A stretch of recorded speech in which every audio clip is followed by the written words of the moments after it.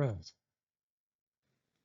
Starting off with verse 14 today, left off there last week.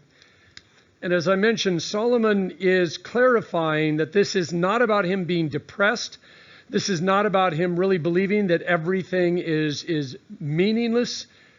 But rather, if we cannot and do not see life as God designed it, then that's exactly what it will wind up. In verse 14, it says, "In the day of prosperity, be joyful. But in the day of adversity, consider, God has made the one as well as the other, so that man cannot discover anything that will come after him." So I have a dear friend who is in our church in Livermore. He used to be a rocket scientist until he retired. He sits on a bunch of board of directors. He is not a pastor, but he is, like C.S. Lewis, an incredible theologian.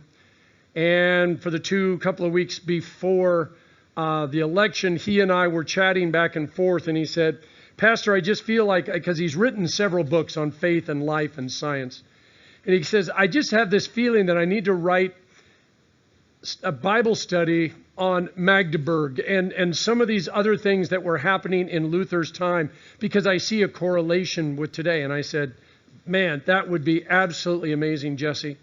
And so he put this Bible study together, and he sent it to me, and we were going back and forth, and he finished it this last week. And on Wednesday, when I landed in San Francisco, one of the first emails I got was his, and all it said was, "Look, Pastor Mitch, we're all still here." And at that time, I didn't even know who won the election, because I didn't have any ability to check. I hadn't, literally, we hit the runway and I pulled it up because I needed to find out what time the yellow BART ran. But he said, "Look, Pastor Mitch, we're still here." And it's interesting because this is what Solomon is saying. He said, God has made the day of prosperity as well as the day of adversity. And when we understand that, because too often we have people who say, "I only want the days of prosperity."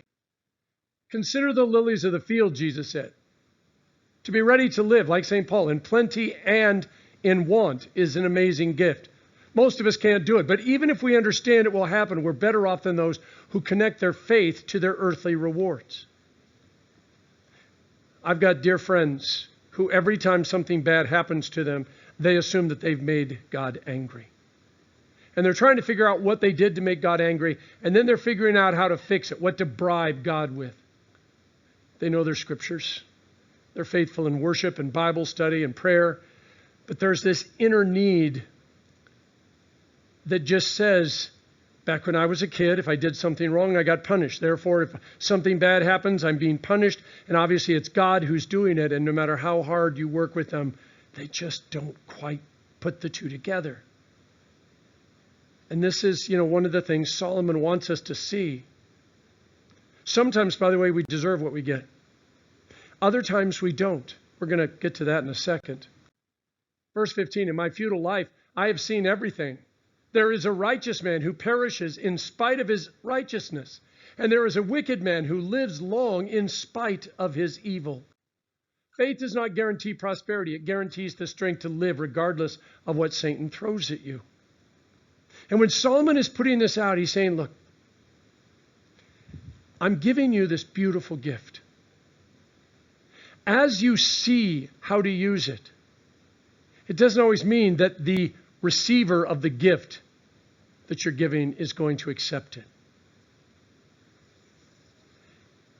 Once in a while we do something nice, and it is something good, and it's rejected. Sometimes the person just had a bad day. Other times the person doesn't understand. And other times the person is so afraid that there are strings with the gift that they reject it because they cannot and will not allow themselves to be in debt to anyone. And when we look at all these things, Solomon just says, he says, I can't guarantee that your life's going to be perfect, but I can guarantee that you will have the strength and everything that you need in order to get through it. Verse 16, don't be excessively righteous and don't be overly wise. Why should you destroy yourself? It's interesting because his point is, In life, sometimes we are so busy trying to be the best of the best, and other times we just say, who cares? Be Eeyore, I'm just going to let life happen, who cares? And he says, either way will destroy you. He says, find out who you are and what you are and how you can use those things. You don't need to be just be you. Trick question. Because why shouldn't we try to be overly righteous? Well, you can either be right or you can be happy. And oftentimes when we become overly righteous, we can't handle people who aren't as righteous as we think we are.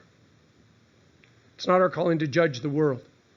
It is our calling to love them even when they're headed the wrong direction. It doesn't mean that we don't say, the sign says stop. It doesn't mean we don't say, I really believe you're headed in the wrong direction. It doesn't mean we don't say, I'm praying for you. But if we become overly righteous and we allow that righteousness to reflect who we think everyone should be, we're not going to be happy because no one's going to accept us. And they're going to push back on us. And then it makes us even more upset because now we say they, and we characterize anybody who's not like us, they aren't trying to be holy, or they aren't holy. Verse 17, don't be excessively wicked and don't be foolish. Why should you die before your time? So he contrasts it. Not only don't try to be excessively righteous, but he says, why just live life as if though it didn't matter? He says, it does. It's okay to be moderately wicked. That's what it sounds like here. And it's interesting because Luther would say everything in moderation, but I don't think he really meant everything. All of us are sinners. Luther said, sin boldly, but trust in the grace of God more boldly still. And when he said that, his point was not for us to go out and intentionally sin, because St. Paul is very clear. He says, should we sin all the more so that God's grace may abound all the more? And then Paul says, certainly not. But when we find ourselves having sinned, whether it's a little or a lot, he says, we trust in the grace of God more boldly still. Once in a while, we'll get an email from somebody who's outside of our faith community here in the church. And they find us online or they hear about us through someone, and we get an email and it just says, my sins are so great, there's no way that God can forgive me. And by the way, I have no doubt that I am the 48th pastor that they have sent this email to. Because they are waiting for a pastor who says, you're absolutely right, there's no hope for you, just give up. But we have to sit with them where they're at. Why do you think this? Why do you believe there's no hope for you? Because it's not up to me to tell them they're forgiven. They have no relationship with me. They might have listened to a sermon. They have no idea who I am and what I'm doing. And so the only thing I can do is ask them questions. What makes you feel this way? What scriptures have you read that seems to support what you're saying? Because in that moment, the hope is to guide them to their own self-revelation that says, but it says right here, Jesus died for the unrighteous. You're unrighteous, so Jesus died for you. But they need to make that connection, not me. I cannot force them to make that connection. Solomon goes on to say, it is good that you grasp the one and do not let the other slip from your hand. For the one who fears God will end up with both of them. Both the righteous as well as the forgiveness and grace. Martin Luther, like I said everything in moderation. I really don't think, I don't think he was saying, hey, go out and do whatever you want, but as long as you do it in moderation, it's fine. The question of moderation is personal. We have individuals in our congregation that are alcoholics to the point where they really believe that even that tiny sip of wine could put them back into alcoholism. And when I was at the seminary, I was told to just tell them, your faith should be stronger than that. I have a problem with that. My dad was an alcoholic. And as much as I would love to believe that they can conquer all things, I know that God can, but I also know that the human will is not always capable. And so when somebody is struggling with something, it's so easy to say, but God said he's conquered the world. Therefore, because you're with Jesus, you've conquered the world. So, don't worry about your anxiety. Don't worry about your addictions. Don't worry about your fears. Do any of you jump at night in the darkness in the kitchen when a cockroach runs in front of you? Because I do. I have no reason to be afraid of a cockroach. It's a whole different matter. I went the other day and closed the door, and there was a centipede hanging on the hinges. And when I closed the door, evidently he got his legs caught up in the hinge, and he couldn't go up or down. He was just, he is no longer with us. But I can be afraid of scorpions. I can be afraid of centipedes because they hurt. But I do not need to be afraid of a cockroach. And yet, there I am in the kitchen at 2 a.m., getting a drink of water, and I see a cockroach, and I scream like a little girl. Ah! And Nancy goes, what's the matter? And I go, cockroach. And she's like, seriously? You woke me up for that? Well, I didn't mean to wake you up. It's a natural response. Moderation is the same. To one person, they say, I can handle this. To somebody else, they go, I don't think that I can. Paul says that we are not to cause our brother or sister to stumble. And so when it comes to excessive righteousness or excessive wickedness, we find that each of those areas is bounded by the individual. Now, God has his word. God has made it very clear what is and isn't a sin, and what is wickedness and what is righteousness. But the individual, until they find themselves fully embraced by God and embracing God's word and will, they're going to struggle with these concepts of righteousness and wickedness. And this is why he says, don't be overly righteous, because just because you've conquered a particular sin doesn't mean that your friends and family have the same ability. Just as when they conquer something, you may not be able to. Verse 19, wisdom makes the wise man stronger than 10 rulers of a city. Now, by the way, 10 is 7 and 3, two holy numbers. I can't figure any other reason why he chose 10 unless it was just a random thought when he says, yeah, 10, that sounds good. But wisdom is applying knowledge to life. I can have a lot of knowledge. If I don't know how to use it, I'm worthless. Do you know how many times Daniel and I have had to watch YouTube videos to figure something out? Why do we do it? Because somebody else is smart and they know how to. And Daniel will tell me, watch this video. This will explain to you how to do this. And I'm watching it, and I watch it 3 times, and I still don't know what I'm doing. Because taking the knowledge and then applying it, I have to go over and over again in certain areas, because my ability to translate knowledge to action is weak in that particular area. Some people are strong in math. Some people are strong in language. Some people are strong in history. All of us have these strengths. And so we find it really easy to connect this with this, no problem. But with these over here, sometimes we struggle. And so he says, wisdom is applying knowledge. Now, we can't create a perfect life, but we can avoid some of the pain and suffering that comes from making bad decisions, which is why we say, this is when the scriptures say, when you see somebody going down the wrong road, your job is not to save them. You can't. But you do tell them you need to turn around. And he says, now, if the person listens to you, you have saved them and yourself. But if you just let them run down the road and say, you know what, I'm just going to let them do what they want to do, then the Bible says not only are they lost, but you may have lost a part of yourself as well. Verse 20, there's certainly no righteous man on the earth who does good and never sins. And the only word I could come up with was truth. See, the moment that we start comparing ourselves to other people, that person is smarter than I am. That person is more righteous than I am. That person is more holy than I am. That person is more wicked than I am. That person is more sinful than I am. We're simply believing that God has a bell curve. And if there's nobody good enough, God will drop it down and save those who are mostly good. And so it's not important that I'm perfect. What's important is that I'm better than these people. And that's nowhere near what the Bible says. And so when Solomon says, Nobody on the earth is righteous. All have sinned and fallen short of the glory of God, St. Paul says. Verse 21.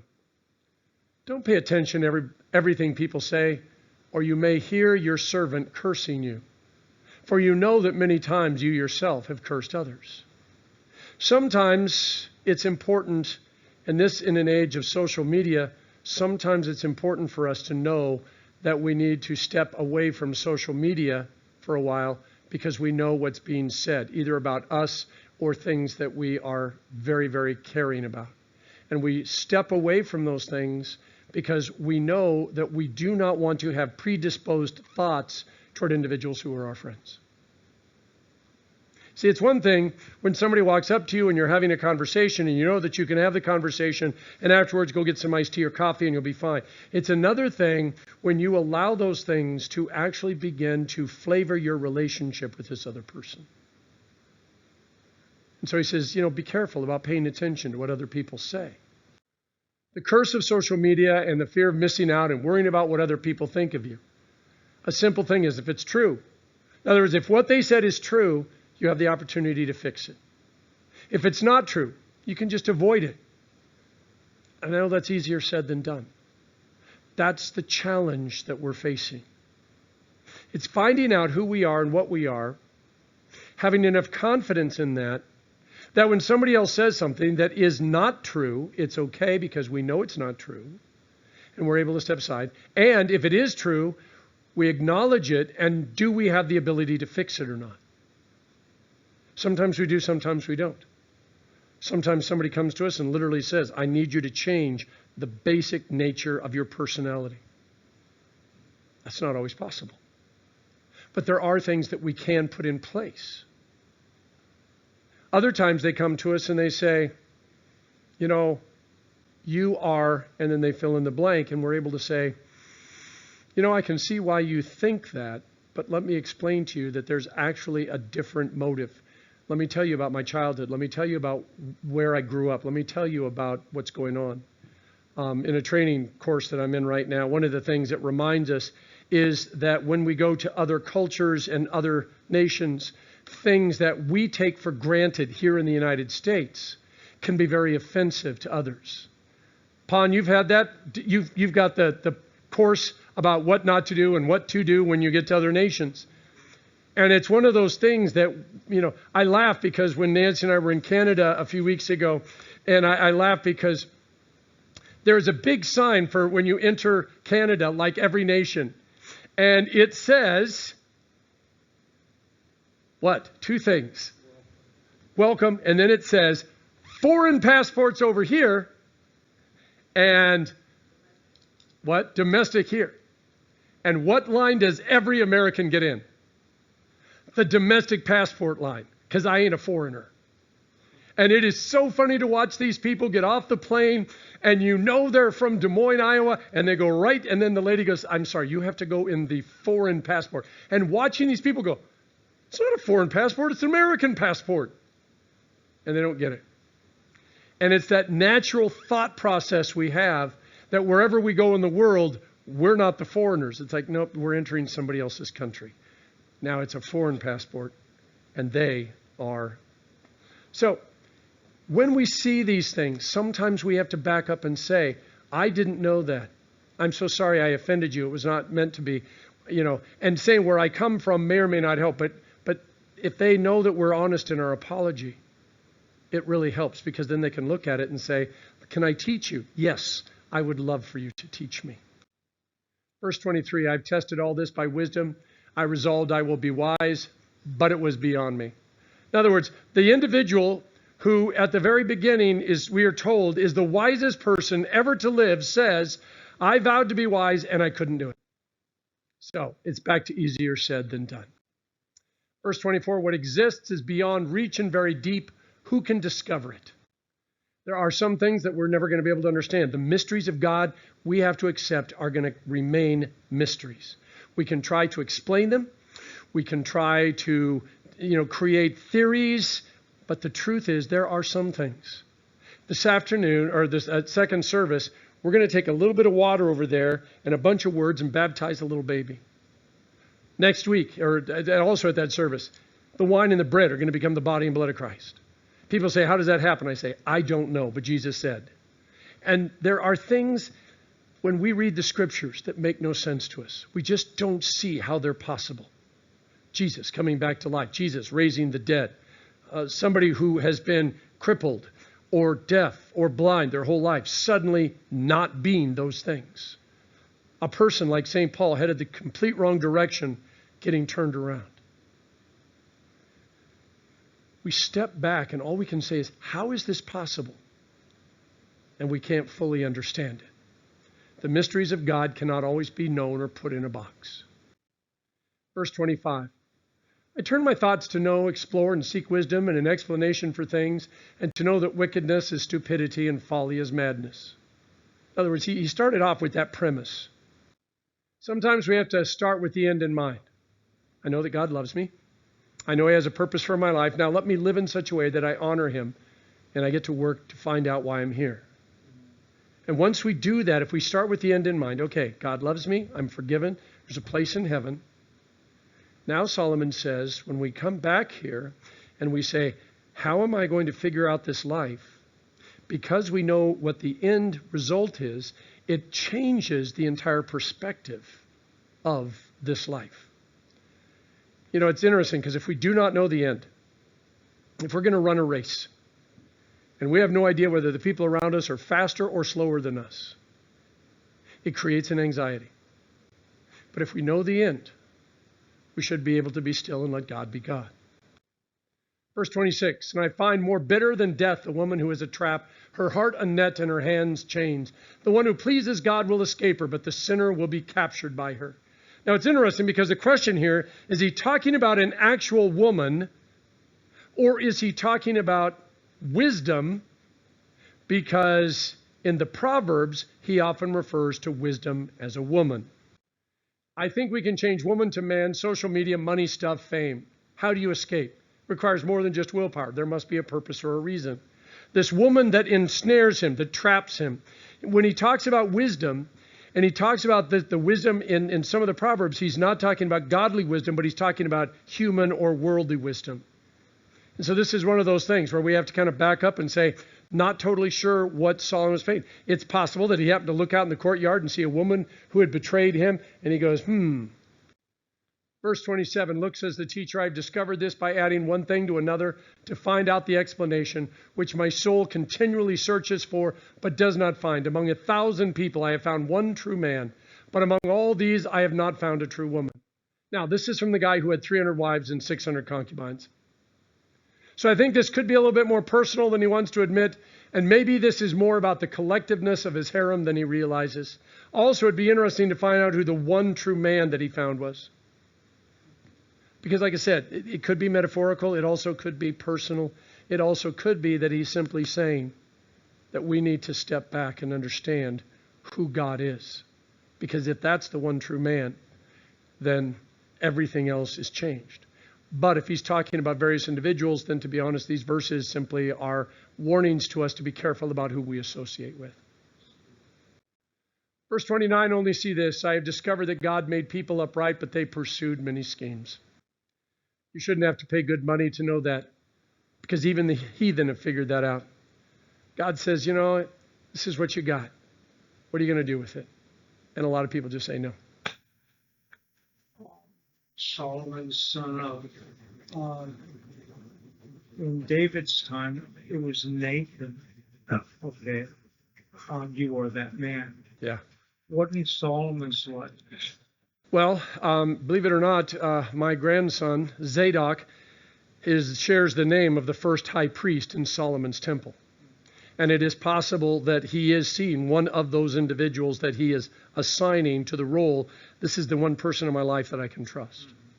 Because when David, you're right, when the priest comes in and says, let me tell you a story about a sheep. And David immediately said, yes. In other words, he didn't fight him. He didn't disagree. He just said, I need to fix this. And it's possible that Solomon had that. And that's why I said, when we do not have all of the background, oftentimes We can go into Kings and Samuel and Chronicles and find some of these things where they say something.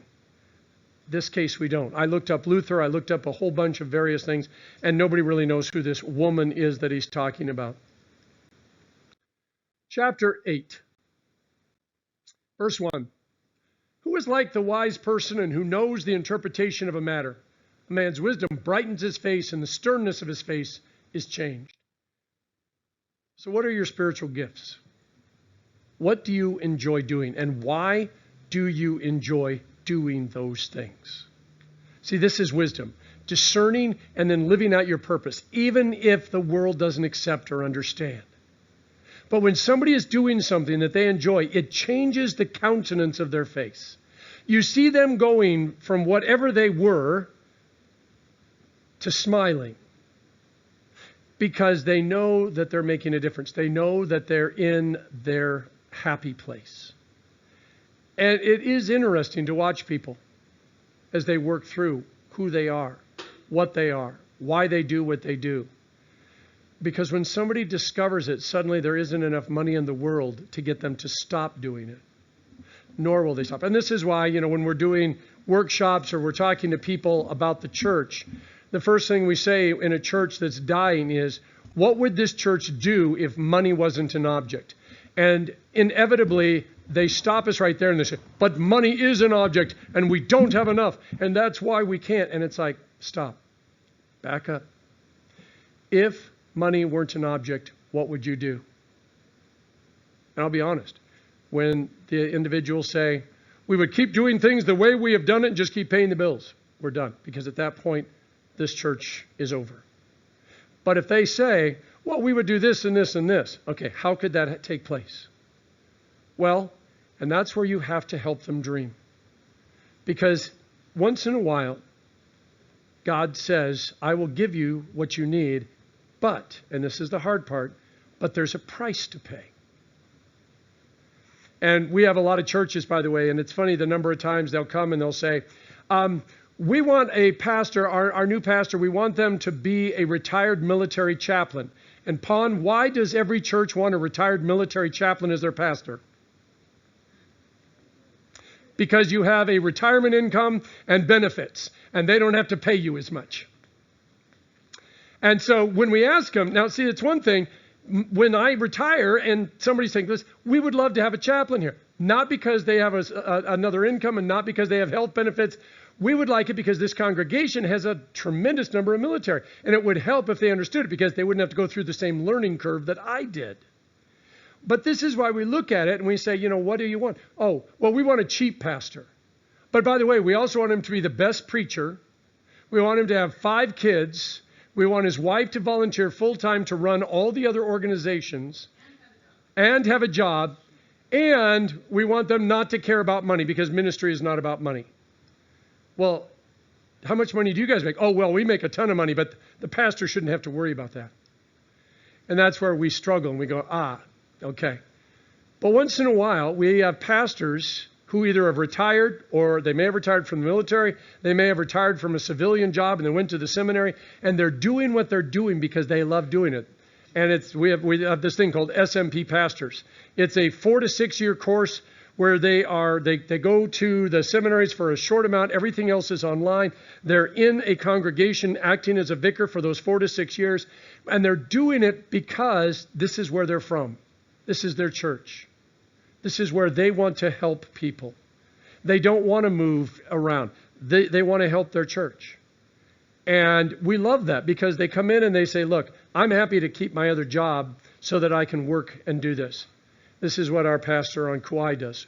Will was in construction. Now he's more of a full-time pastor. But for years, his job was full-time construction, full-time father, and then full-time student and full-time pastor. And, it was his joy that allowed him to do that. That's what we're looking for. Matthew 6:16. They disfigure their faces. That is, they have a sour expression because the world is not what they want. He's talking about individuals who are always complaining no matter what's going on in the world. All they keep doing is saying, if everybody would listen to me, if everybody would do things my way. But by the way, even if people do things their way, they're still sour. It's just, they just have this, It's like they drank sour milk and they just can't get over it. A wise man does what he can and leaves the rest to God, allowing him to be still and know that God is God. I know what I can do and I know what I can't do. And so when we show up here on a Sunday morning and, somebody says, Pastor, Myra is sick. We don't have an organist. Okay, we can sing a cappella if we need to. I know that my gift, if you put me on the piano or the organ, everyone would run screaming because I have no idea how that works. When somebody says, we don't have somebody to click the slides, I can stand up. There's things I can do. There's other things I cannot do. And if I can't do it and nobody here can do it, we just have to say, that's okay. It's just, it is okay. And we just have to accept that. There are churches that don't have various things. They either get over it or they allow it to, all they can think about is if we only had this, we'd be a real church. It's such a terrible way to exist. In verse 2, keep the king's command because of your oath made before God. Now, this is the king talking, which sounds a little self-serving, to be bluntly honest. Romans 13, for rulers are not a terror to good conduct, but to bad. Do you want to be unafraid of the authority? Well, then do what is good, and you will have its approval. And so Paul is saying, if you don't want to worry about the cop car that's right behind you, make sure you're driving the speed limit, make sure you use your blinker, make sure you stop at red lights and stop signs. And as long as you were doing what you were supposed to, you should not have to constantly look in the rearview mirror and wait for the blue lights to start flashing. However, he says, government is God's servant for your good. If you do wrong, be afraid, because it does not carry the sword for no reason. For government is God's servant, an avenger that brings wrath on the one who does wrong. Except that the government, and remember, Paul here is talking about the Roman government that hated the Jews, they know that they do not always do the work of God. Sometimes they're doing things that are the exact opposite of God's will. And that's why when we read this and we're like, so we should do what God says and follow the government, we're struggling. Therefore, you must submit not only because of wrath, but also because of your conscience. And for this reason, you pay taxes, since the authorities are God's public servants, continually attending to these tasks. Now, exactly. And this, by the way, this passage was hotly contested during COVID, because several churches said, we don't have to do what the government says. And the other half said, well, we should do what they say insofar as it allows. We almost wound up in the Supreme Court in Nevada because the legislature in Nevada said the casinos can go back to 50% occupancy. Churches are limited to 10%. And of course, it was all about income and, not that. And finally, it got worked out, but it took a long time.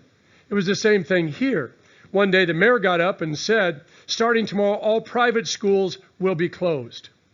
He says, I don't control the public schools, but I do control the private schools. Starting tomorrow, they will all be closed. There was a problem with that. There's a law that says that public and private schools have to be treated equally. Very quickly, by the way, his advisors came in and said, sir, you can't do that. Again, almost wound up in the Supreme Court because it would have been a fast-tracked case to determine. So when we look at these things, there are times when the government is not doing that which God said, nor are they acting in the best interests of the church. There are two kingdoms. There's a spiritual kingdom and an earthly kingdom. Spiritual kingdom works on the hearts and souls. Earthly kingdom, lives and property. The earthly kingdom is necessary because of sin. If we weren't sinners, we wouldn't need the earthly kingdom. We would be governed in perfection. And this is where John Calvin, Martin Luther, the Pope, and others have argued over the years, what is the role of the government and churches? And by the way, the whole separation of church and state, that was a letter of Alexander Hamilton, Thomas Jefferson, that was written to a Baptist association. It was a letter. It's not a law. It's later that all of it gets quantified through various things. But, when we talk about this, and they keep referring to the amendments, it says, you will not create a single religion that everybody has to obey. And you will also not prevent those who want to practice. And we struggle about what that means because nobody's going to accept it the way that it was meant. We're all going to put our modern interpretation on it. In Acts 5, but Peter and the apostles replied, we must obey God rather than men. And now comes the question, how do we know the difference between what I want and what God demands in these various areas? And that is when we work at Solomon, when he says, obey the king, then you don't have to worry about anything. And it's like, yes, but what if the king is asking me to do something that is putting my faith and the lives of the people that I have been placed with in the congregation in peril? I cannot obey the king, and I must obey God rather than the king. And it's not easy to figure out what that means. Again, during COVID, they said you can't sing. Okay, why? Because when you sing, you project things, your breath goes out much further. Okay, I was willing to buy off on that. Why? Because my job at that moment was I did not want anybody in my congregation to die. There was a tragedy on the mainland where a choir continued to practice. Half of the choir died of COVID. And, this is where sometimes I have to back up and swallow both my pride as well as my theory of how things should be for the sake of safety and for the sake of the people. Going back to St. Paul, don't cause your brother or sister to stumble. And it's not easy. And so when we are asking, what's the difference between my personal preference and what God is expecting, we're going to struggle. And it's not going to be easy, which is why two pastors who are both faithful, Bible-believing, strong believers are going to disagree on various things. And by the way, you can always grab 15 Bible passages to back you up. And this is where sometimes we have to stop and just say, let's talk about what is best for the church and for the lives of the people that God has placed. Because if it's adiaphora, it's not a problem. If it's more than adiaphora, in other words, it's a tenet of the faith, we need to be careful about setting a preference either direction. Verse 3, don't be in a hurry. Leave God's presence and don't persist in a bad cause, since he will do whatever he wants. I need you to read that again. Do not be in a hurry. Leave his presence and don't persist in a bad cause, since he will do whatever he wants. To go out of sight, this is a Hebrew thought process. Leaving presence means to turn away from obedience or to deny or neglect it.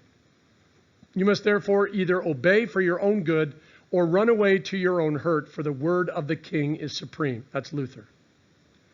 And this goes both for God as king, but also for the king.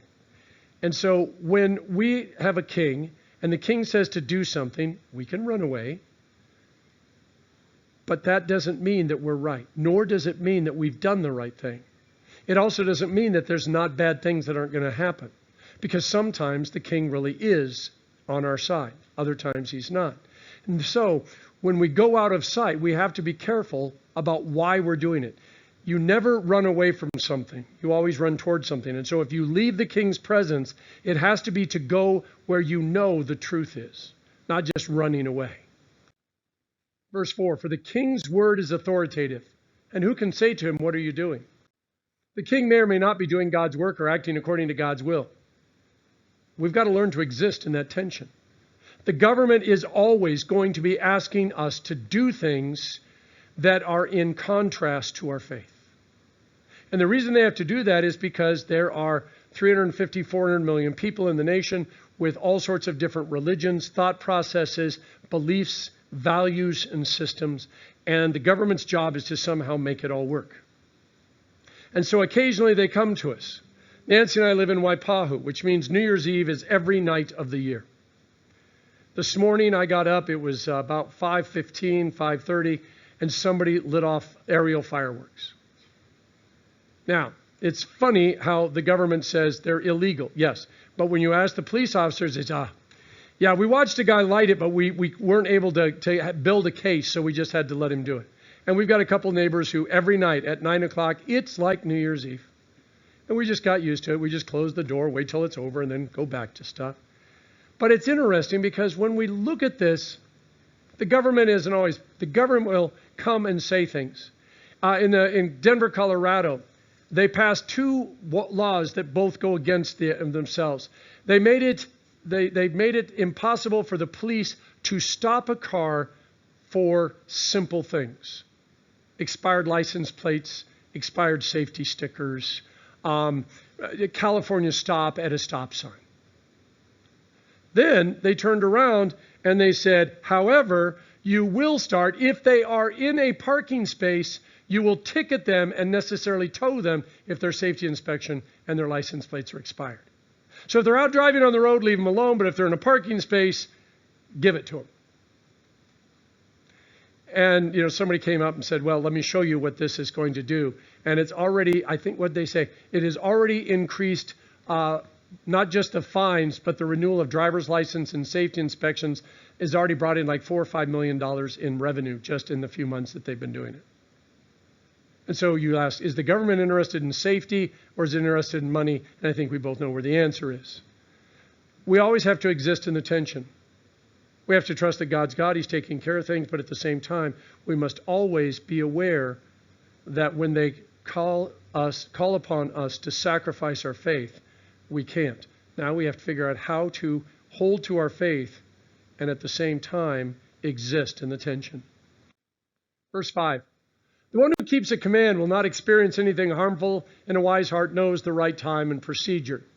Book of Esther. It is for just a time as this, Esther, that you were brought into this kingdom. And she winds up saving the whole nation. Joseph, who you meant this for evil, as he's talking to his brothers. God meant it for good, and now I get to save all of you. Moses, put in the basket, adopted by the family of the ruler, and later is able to hold both so that he can walk into Pharaoh's court because he's part of the family.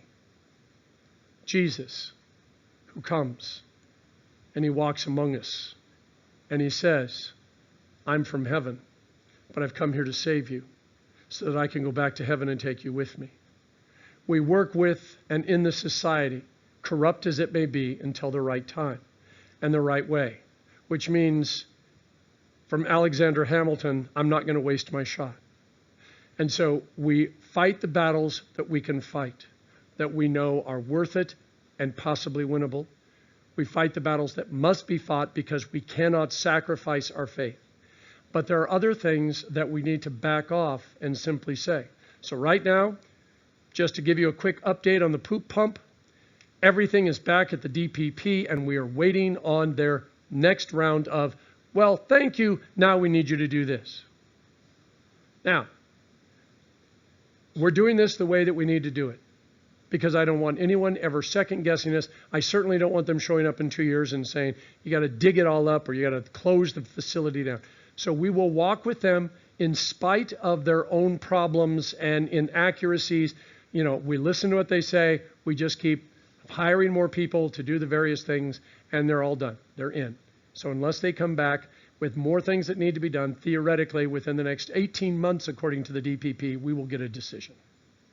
So it really will. It's a race between me retiring, light rail getting finished, and the poop pump getting its final thing.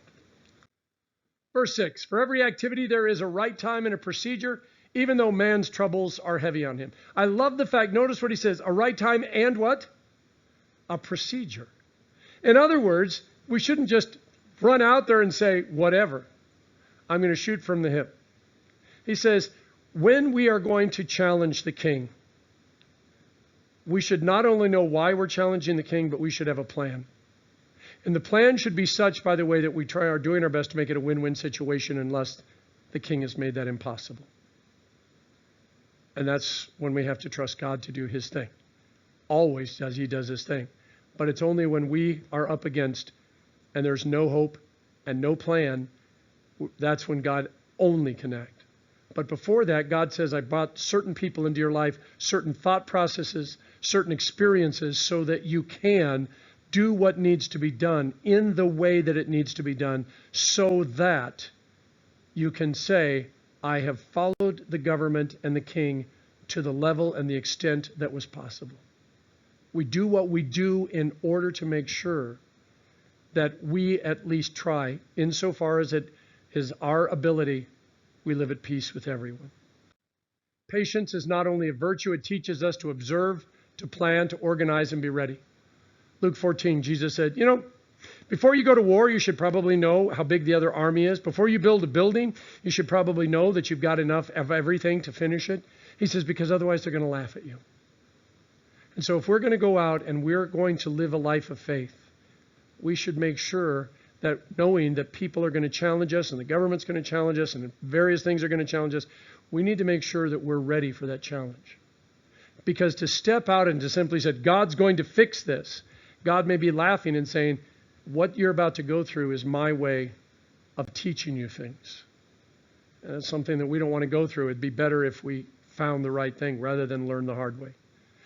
All right, we're going to hold off there. Next week we'll pick up with the next verse. We'll go in peace, serve the Lord in gladness. Have an absolutely fantastic week.